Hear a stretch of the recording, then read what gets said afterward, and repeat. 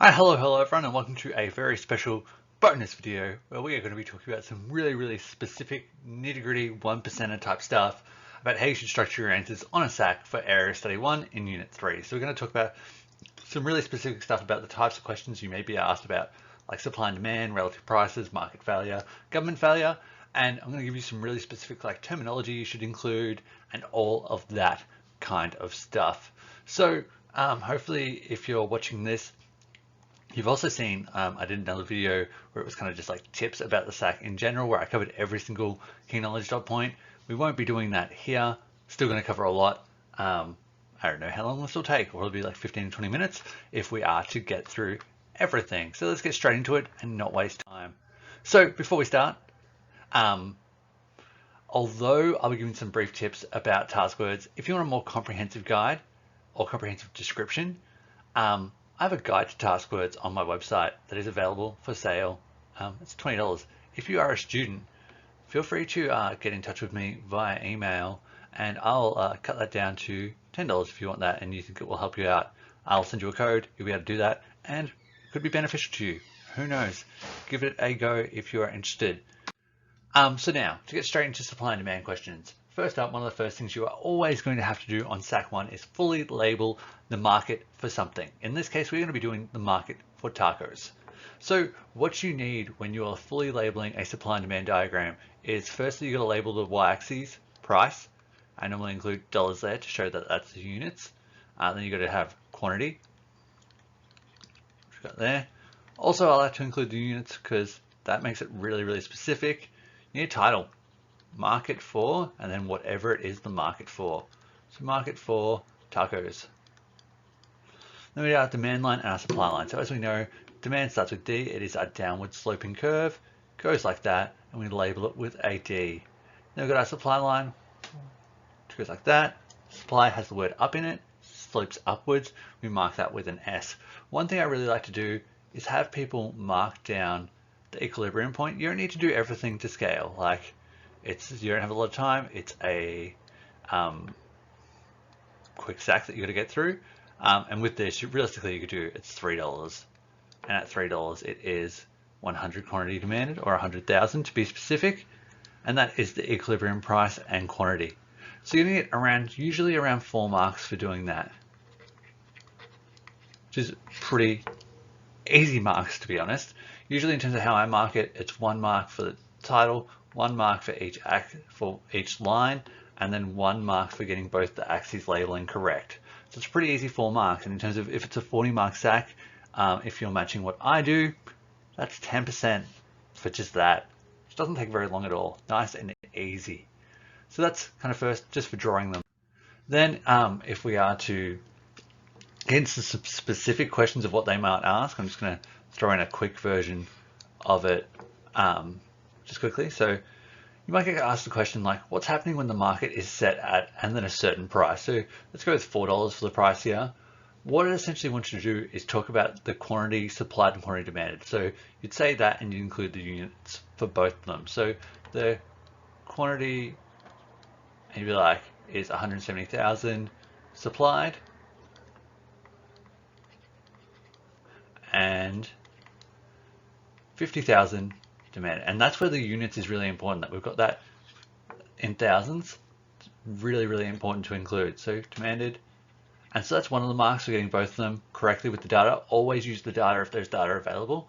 And then you need to say what's happening. So what's happening when there is more supplied than there is demanded? That is a surplus. So you'd say it means there is a surplus in the market. And then that's usually going to be about a 2-mark question, and that will get you the 2 marks. So 1 mark for that, 1 mark for that, and you'll be all good. Then you might get other things like explain what happens or outline what happens as the price changes from $2 to $4. So you'll be explaining what happens when you move from that 40 all the way to that 170 and that 50 down to that 50. The really key important things here is that you use the words expansion and contraction, because that's what they care about. They care about the terminology there. So you'd say, when the price changes from $2 to $4, there's an expansion in supply as we move from 40,000 units to 170,000 units being supplied. However, for demand, there is a contraction as we move from 150,000 units demanded down to 50,000 units demanded. And doing those two sentences, once again, probably a 2-mark question. If you use that terminology, great. If you don't use that terminology and you say there's more demand, more supply, more supply and less demand, you're not going to get the full marks. You need that terminology. Like, that's what VCAR expects. Then when we get a little bit further in, you're likely to get a question where it's like, explain or describe a situation which would cause a favorable or unfavorable shift in demand or supply. Usually it's going to be one direction or the other, and be for supply or demand. Usually there's going to be 1 mark for drawing it on your diagram above. So some students forget to do that, making sure you do that. So if you do that, we'll do one for demand being favorable, call that D1. I like to draw an arrow there because it shows that you have moved. And then describing a situation that would do that. So it could be any situation. I always just go with increase in disposable income if I want a favorable demand shift. And so you describe what that means. So increase in disposable income. And you say, means more quantity demanded at the same price. Because that's a really important thing to point out.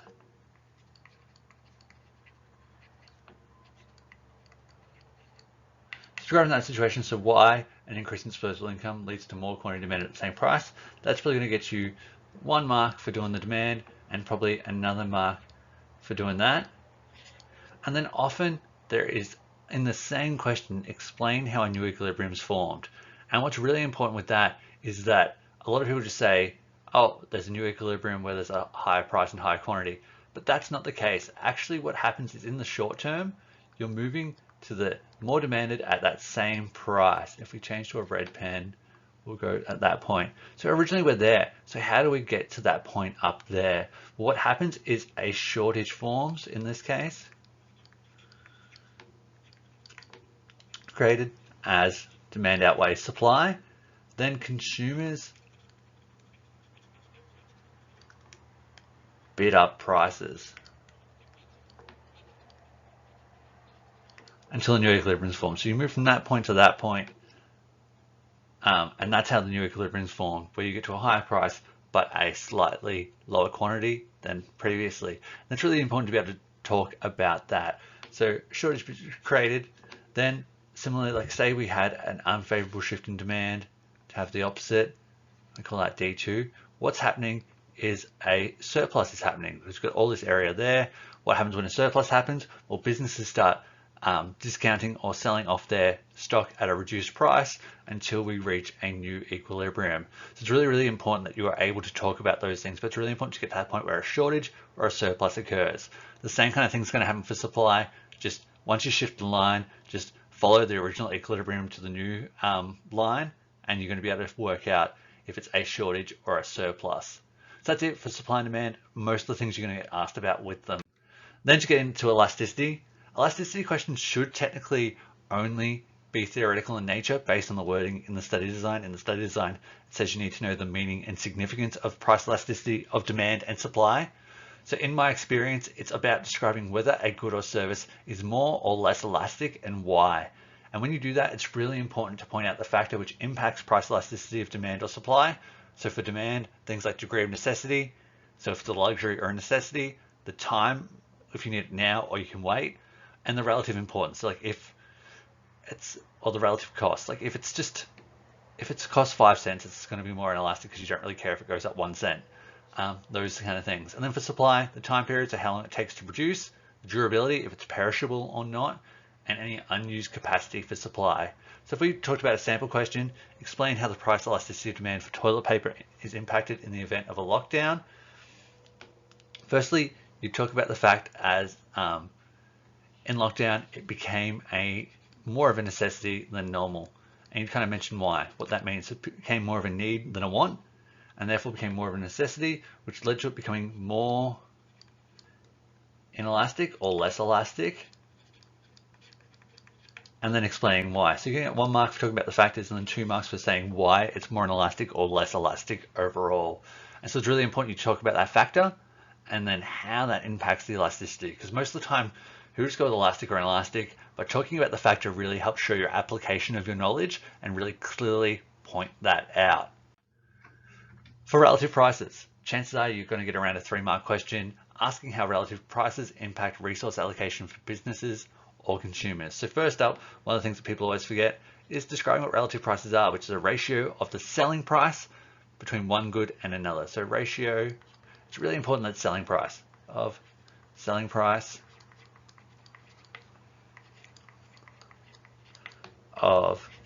two goods or services.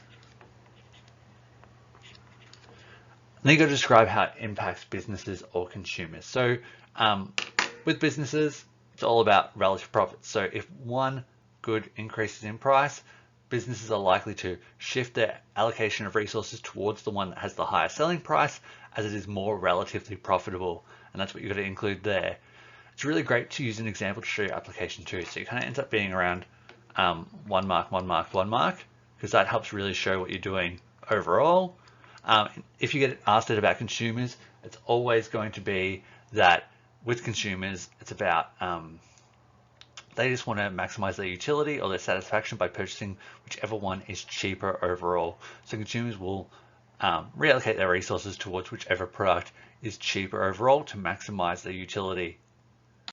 Then for perfectly competitive markets, I've got a lot of questions about these lately, so it's really important that we are able to go through them clearly. So to explain the conditions for explain how the conditions for a perfect competition lead to increased efficiency in resource allocation.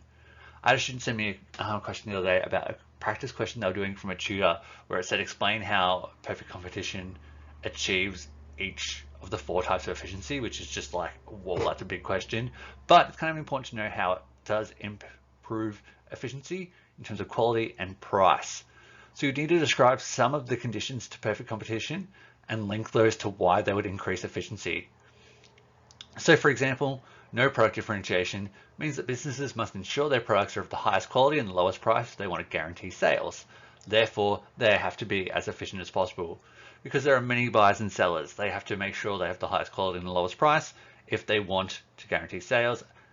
Therefore, they have to increase their efficiency to be able to get sales from competitors. And so anything along those lines to prove why they need to be more efficient and the reasons why.